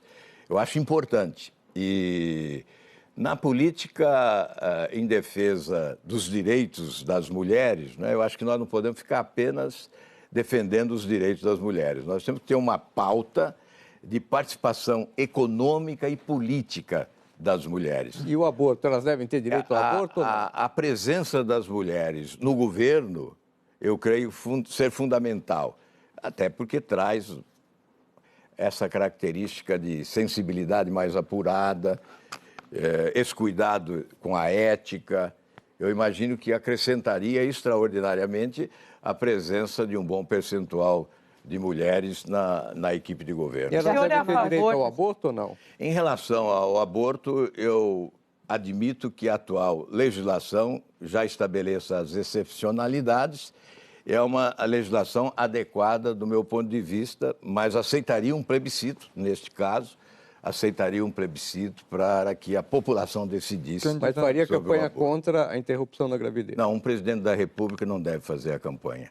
Ele Gerson deve Camarote, submeter faz a pergunta. sociedade e a deliberação. O candidato, a gente está Do falando... meu ponto de vista, não é ficar em cima do muro.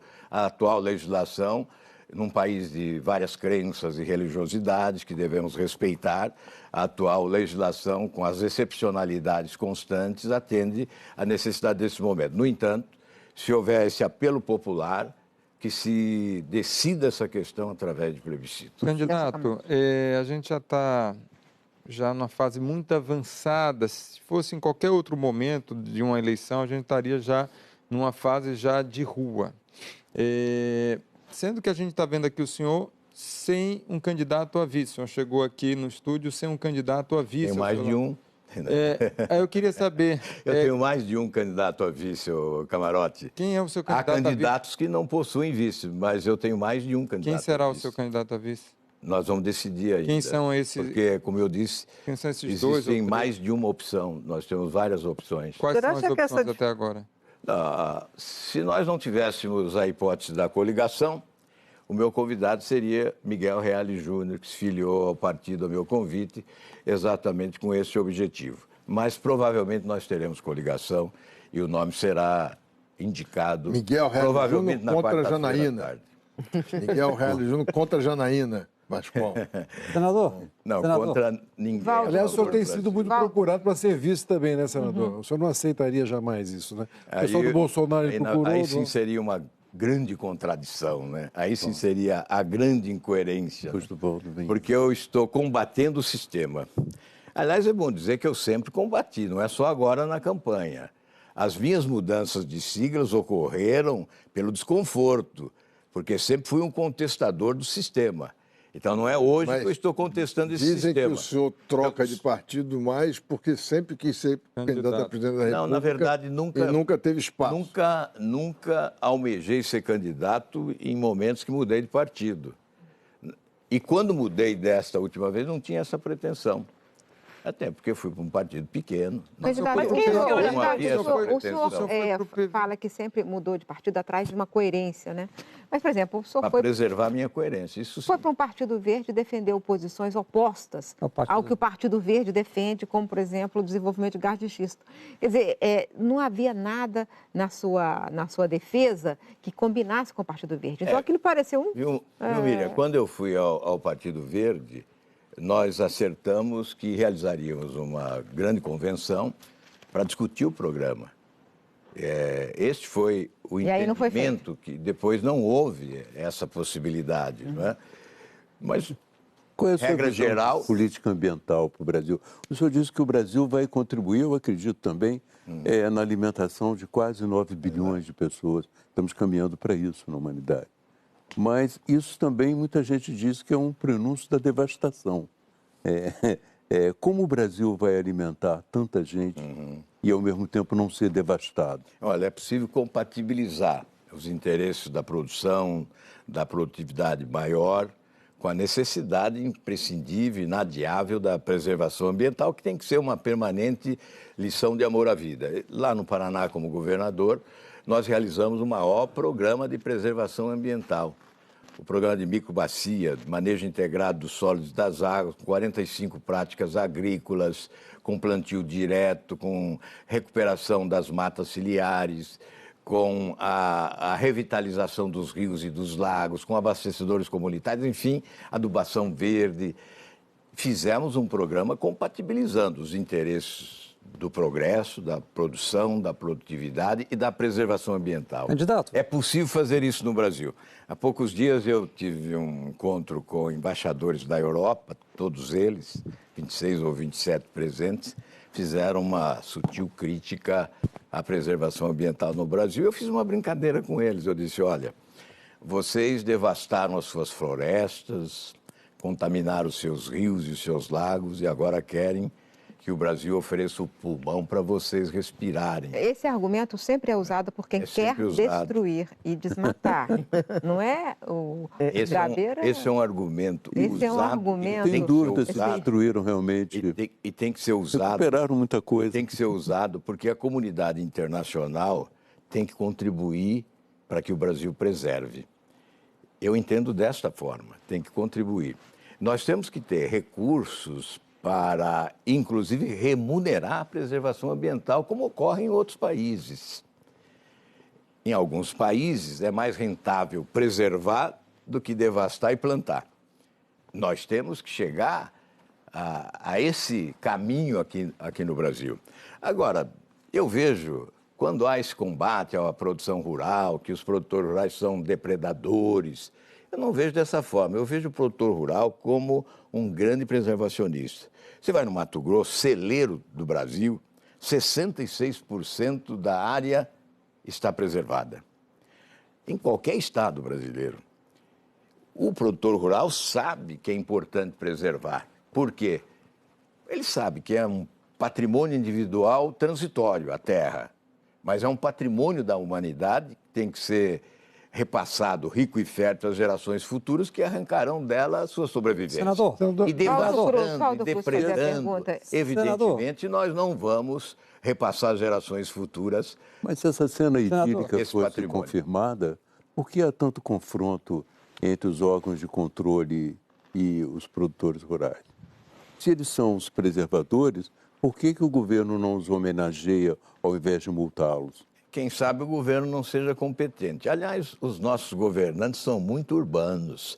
Eles nunca colocaram, os últimos governantes são muito urbanos, nunca colocaram o pé descalço no chão do interior para valorizar a produção rural, valorizar o agricultor, para reconhecer a força que vem do campo. Mas alavancando esse país, carregando nas costas o Brasil. Eles carregam o Brasil nas costas. Nos últimos 25 anos, nós tivemos um superávit na balança comercial de 300 bilhões de dólares, porque a produção agrícola obteve 900 de superávit. Os demais setores da economia tiveram um saldo negativo de mais de 500. Nessa sua reforma administrativa, o senhor fundiria a agricultura com o meio ambiente? Não, a agricultura terá que ser um Ministério de Desenvolvimento. Álvaro, E, obviamente, terá que ter uma relação adequada de eficácia, de competência e de inteligência com o setor ambiental. Agora, certamente terá. Para valorizar o agricultor, é preciso realmente adaptá-lo à situação internacional. Sem dúvida. Grande parte de nós vamos alimentar o mundo. O mundo é extremamente exigente nas questões de produção ambiental. Não é? Então, nós não estaríamos contribuindo mais com o agricultor, preparando-o para esse mundo exigente? Sem dúvida. Então, nesse caso, o governo e o agricultor caminhariam juntos para uma obediência maior às normas ambientais. Não há a menor dúvida que o governo tem que ser sócio do agricultor nessa empreitada do desenvolvimento. 70% dos agricultores brasileiros não têm acesso às possibilidades de renda alta, a sua economia agrícola, a sua economia rural ainda é precária. Não avançou para a tecnologia como os grandes produtores rurais. Cabe ao governo instrumentalizar. Aliás, o nosso produtor rural lá longe não tem nem a possibilidade da interatividade. Falando de economia, senador, falando de economia, falando de economia nacional, a fim de que se estabeleça essa interatividade. Senador. Então é evidente que o governo, do lado de fora da porteira, falta muito. Falta estrada, a questão da logística, o senhor é a favor dessa proposta do governo de mudar a legislação dos agrotóxicos, tornando possível usar mais veneno na terra ou não? Olha, eu ainda não vi essa proposta. Acho que não deve estimular o uso de mais veneno na terra.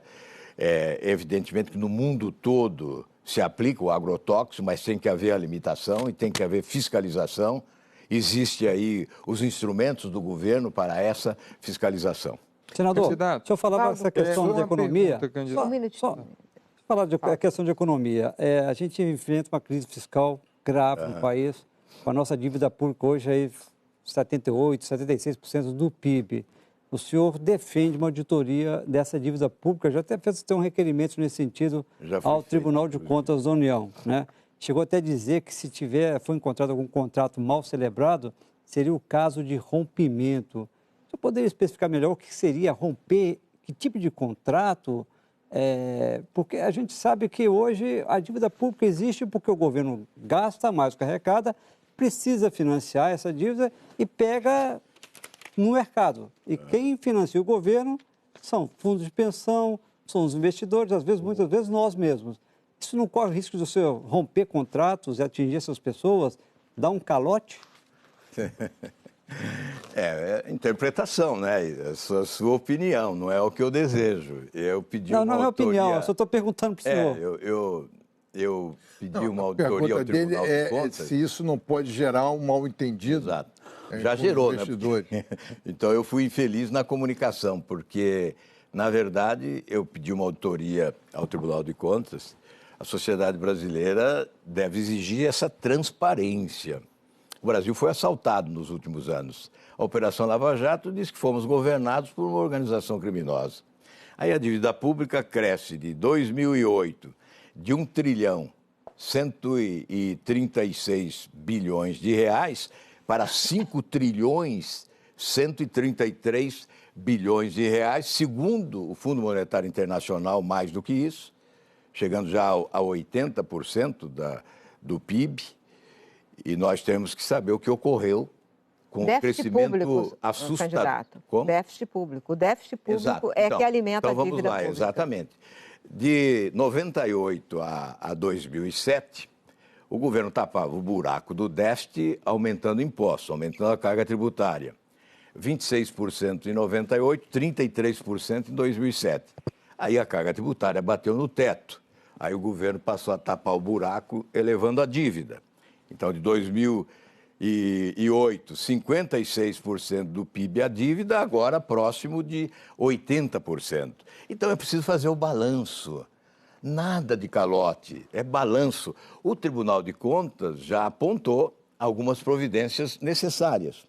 Por exemplo, a Lei de Responsabilidade Fiscal instituiu o Conselho de Gestão Fiscal.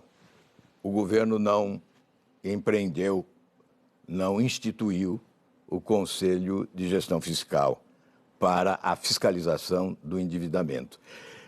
Lá está que nós temos que ter uma plataforma para o lançamento dos títulos públicos, estabelecendo a concorrência na emissão dos títulos públicos para a rolagem da dívida. Isto não se fez. Uma plataforma com o desenho, um arquivo eletrônico, se deu o nome que se deseja dar, gestão da dívida, para que a sociedade tenha conhecimento dos detalhes da dívida, inclusive dos 3 entes, município, Estado e União. As condições dos empréstimos, da celebração dos contratos, etc. Isso também não existe. O governo está exorbitando em matéria de operações compromissadas.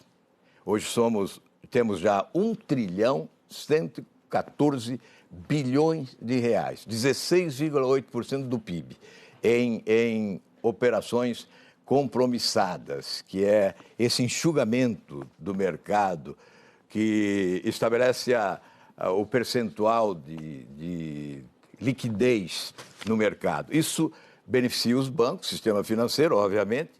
Eles faturam horrores com isso, tem um cliente privilegiado que é o governo, que paga altas taxas de juros, e isso compromete o interesse do mercado, porque evidentemente não há a concorrência. Eu estou dizendo, você perguntou sobre a dívida, por que eu quero isso, eu estou dizendo porque eu quero. Essas operações compromissadas precisam ser investigadas, porque seguramente elas estão sendo utilizadas também para a rolagem da dívida.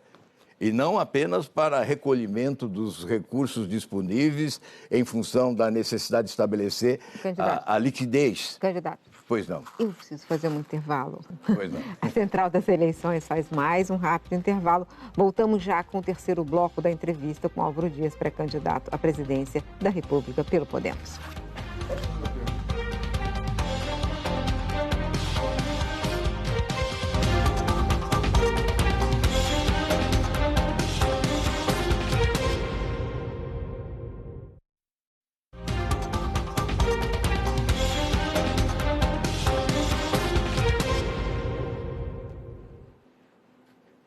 Central das Eleições está de volta nesse terceiro bloco da entrevista com Álvaro Dias.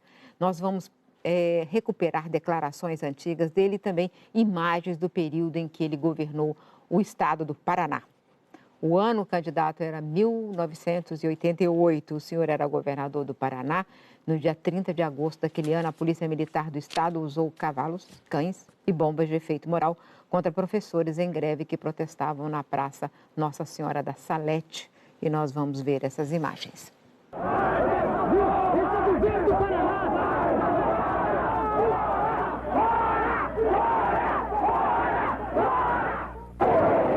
possível que vocês não venham morizar aqui? Me deixa em paz! Não vai ser assim, não. Fica a cabeça.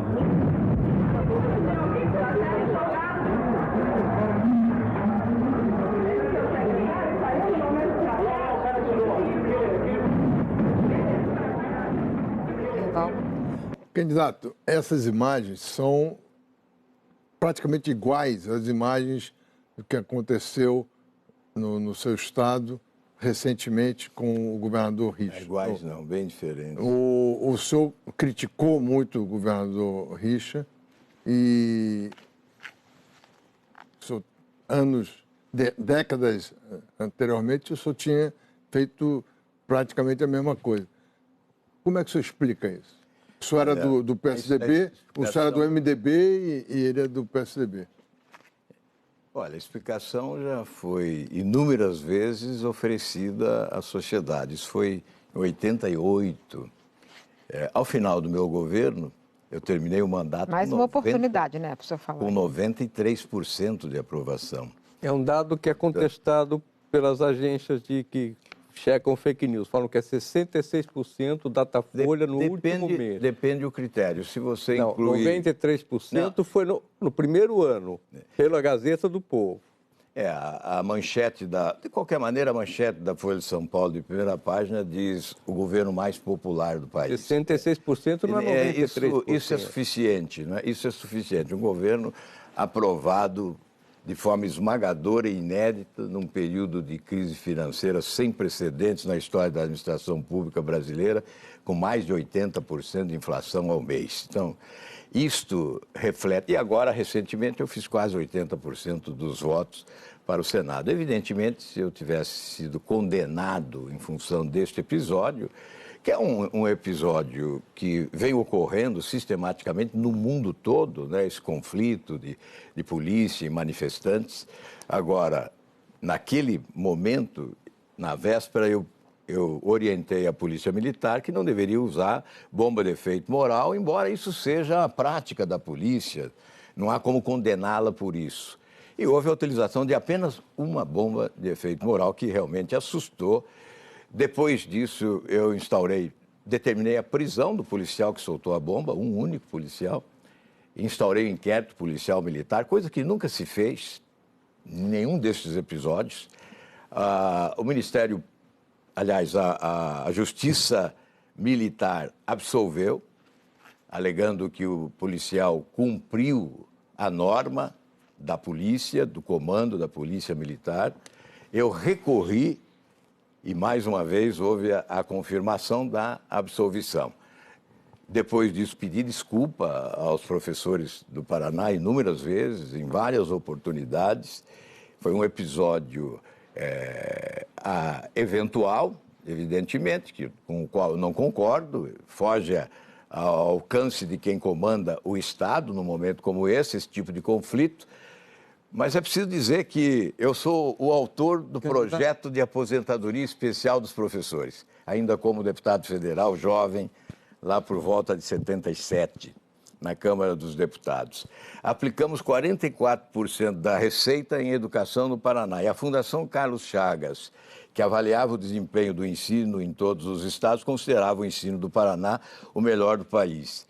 E eu concedi como governador, eu não, o Estado concedeu, eu apenas fui o artífice disso como governador, a gratuidade do ensino em todas as universidades estaduais do Paraná, que promoveu um grande avanço na interiorização da educação superior, que certamente fundamental para o desenvolvimento do meu Estado. Senador, o senhor falou muito aqui no programa sobre a refundação da República, né? O seu candidato ao governo do Estado do Rio de Janeiro, que está vivendo uma crise terrível, é Romário, o senador Romário.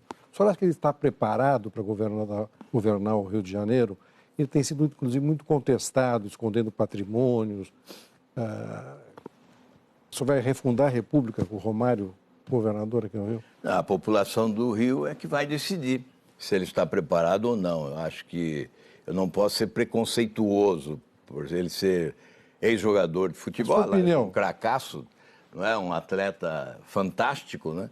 Eu não posso ser preconceituoso, imaginar que ele não está preparado nova, né? Só porque foi jogador de futebol. Eu espero que ele esteja, eu acredito que ele esteja, ele tem desempenhado um bom papel no Congresso Nacional, ele é determinado, é corajoso e é absolutamente sincero. Essa questão de patrimônio não me cabe avaliar. O senhor fica constrangido? Obviamente, mas como não cabe avaliar? O senhor fica constrangido? Porque o senhor é um público, eu não sou da Receita Federal da República. A série de, mas ele é do seu partido, do Globo é devastadora. Eu não sou da Receita Federal. Mas ele está pedindo opinião. Não sou da Justiça. Evidentemente, se trata de um patrimônio pessoal dele, adquirido como jogador de futebol, regiamente remunerado, inclusive no exterior. E eu não fui investigar as contas dele. Mas não fica constrangido. Não é porque a imprensa divulgou que eu tenho que assinar. O senhor perguntou para ele? Certamente, eu perguntei. E ele falou o quê, senhor? Ele disse que agiu de forma absolutamente correta, que é recursos próprios adquiridos no trabalho que ele desenvolveu no futebol e que transferiu para familiares. Mas não pagou imposto. É uma imposto. Prerrogativa dele. Enfim, esse não é um assunto de dinheiro público envolvido. Não há dinheiro público envolvido. Não, mas a questão é o seguinte, como é que eu não sei se houve sonegação. Ocultar patrimônio é sonegação. Mas ele não ocultou o patrimônio, ele transferiu o patrimônio. A questão aqui transferiu e o patrimônio foi declarado, obviamente. A questão é o seguinte, o senhor acha que vai fazer política nova com o Romário? Hein? O senhor acha que o tipo de política nova que o senhor quer implantar no Brasil é com gente como Romário, políticos como Romário? Nós temos que dar a ele a oportunidade. No Legislativo, ele foi bem. No Executivo, ele não teve essa prática.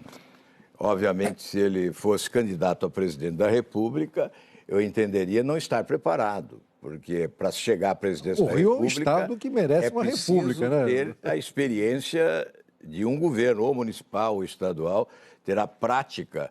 Evidentemente, cabe à população carioca, à população do Rio de Janeiro, julgar se o Romário deve ser governador ou não. Candidato, eu vou fazer agora... Eu, infelizmente, não voto no Rio. Gostaria até de ser eleitor no Rio de Janeiro. E aí votaria no Romário? Eu seria candidato. Candidato, a gente vai...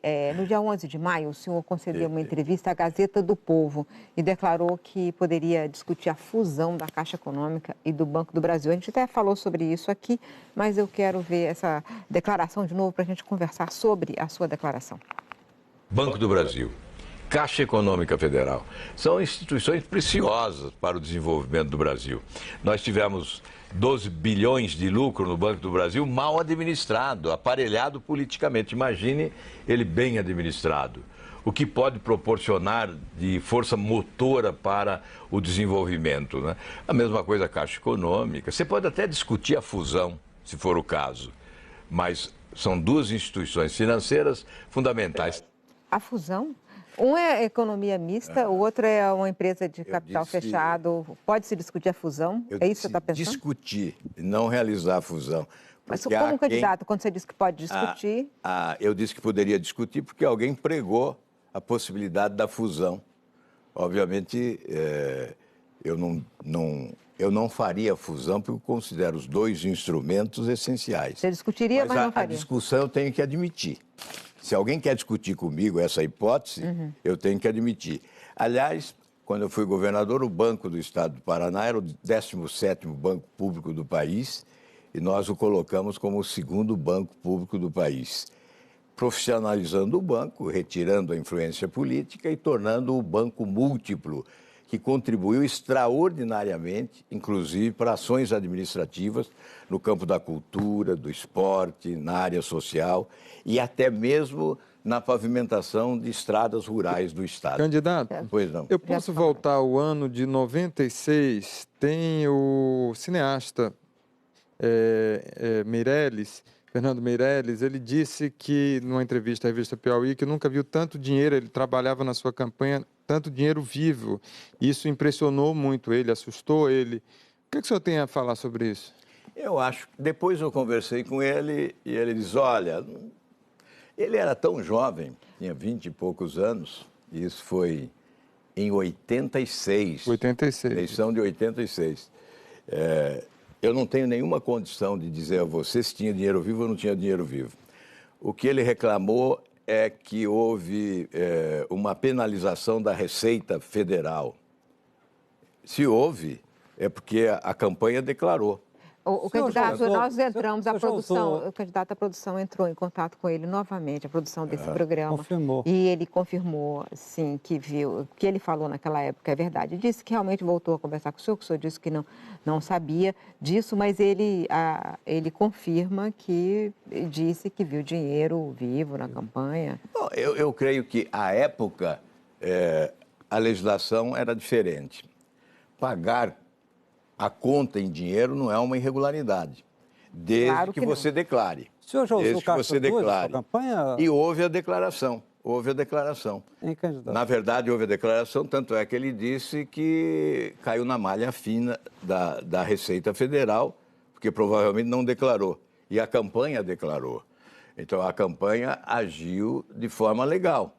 O senhor já Isso de usou... pagar em espécie é possível. Candidato? É possível, E de é simular legal. a invasão. É legal, desde que você declare. Candidato, o senhor já... Hoje há uma diferença, porque hoje há uma conta bancária no nome do candidato, então tudo passa pela conta bancária. Candidato, a legislação hoje impõe Em isso. alguma eleição do senhor, você já usou Caixa 2? Não, eu nunca usei Caixa 2. Eu sempre legalizei as despesas feitas durante a campanha. Mas agora, recentemente, a gente viu pela questão da Lava Jato, empresários, marqueteiros, todos falando o seguinte, infelizmente não houve uma campanha no país que não tenha existido a prática de Caixa 2. Infelizmente, para eles, talvez, eles não puderam dizer nada a meu respeito, porque as minhas Mas campanhas... esse caso do Fernando Meirelles parece que era isso, porque geralmente quando você se paga em dinheiro vivo, Não, no Valdo, mínimo isso é indício... sua opinião, de novo, Não, opinião. Eu estou fazendo uma avaliação sobre o que o Fernando Meirelles falou. Há salário pago em dinheiro vivo, há trabalhos Mas eventuais geralmente- realizados que se pagam em dinheiro vivo. Desde que você declare o pagamento, você vai ao banco, retira o dinheiro e paga em dinheiro vivo, desde que você declare.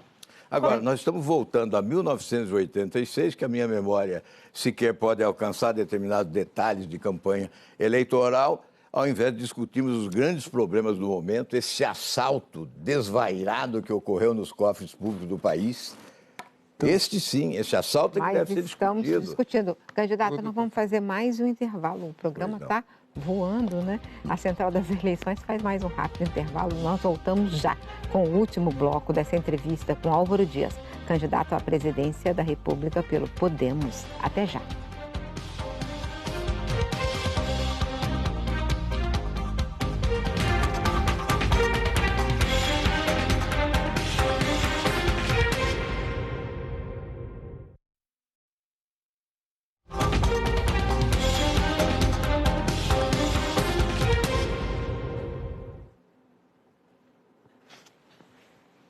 A Central das Eleições está de volta para a última parte da entrevista com Álvaro Dias, pré-candidato à presidência da República pelo Podemos. Candidato, agora eu queria fazer perguntas curtas e respostas curtas. O que o senhor vai fazer em relação a cotas para negros? O senhor mantém? O senhor vai fazer esforço para a inclusão de negros no Brasil? Eu vou respeitar a legislação vigente. Evidentemente, eu sou favorável à cota social, que atenda a demanda dos oriundos da escola pública do país. O que o senhor acha do presidente Trump? Olha, uma figura extravagante. Candidato, o senhor é a favor da idade mínima na Previdência, mudar a idade mínima para a Previdência? Da Previdência? fixar... Idade mínima Sim, e sou favorável, sou favorável. Cris. Lula E a unificação do sistema público e privado de previdência. Lula preso ou Lula solto? Cumprir-se a lei.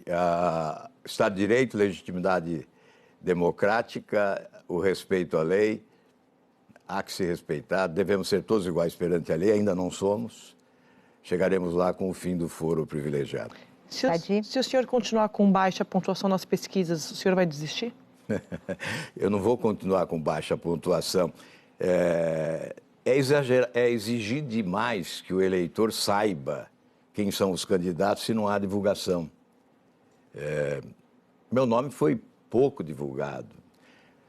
O que eu ouço mais nos aeroportos, nas ruas, mas você é candidato? As pessoas não sabem. Agora saberão, a partir de hoje. Agora está começando o jogo. Vamos ver. Agora, a pesquisa de hoje só vale a rejeição.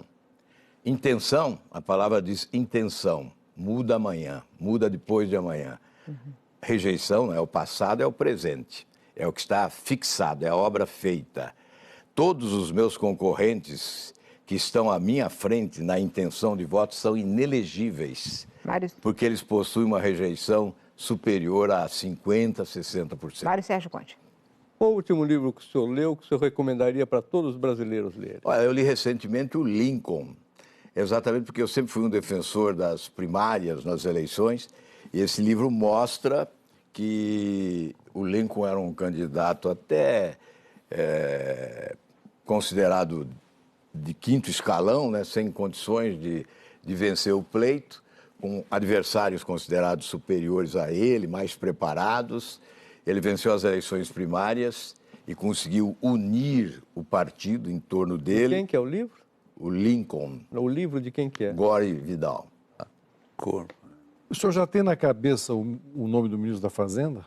Não. Nós vamos primeiro ganhar a eleição, para depois pensar no ministro, mas certamente vamos procurar aquele que o consenso determinar como o melhor de todos, o mais adequado para esse momento de crise que vive o país. Não importa de onde venha, não importa se assessorou este ou aquele candidato, importa que seja o mais indicado para o momento. A questão da maioridade penal, qual a sua posição? Eu defendi a redução da maioridade penal.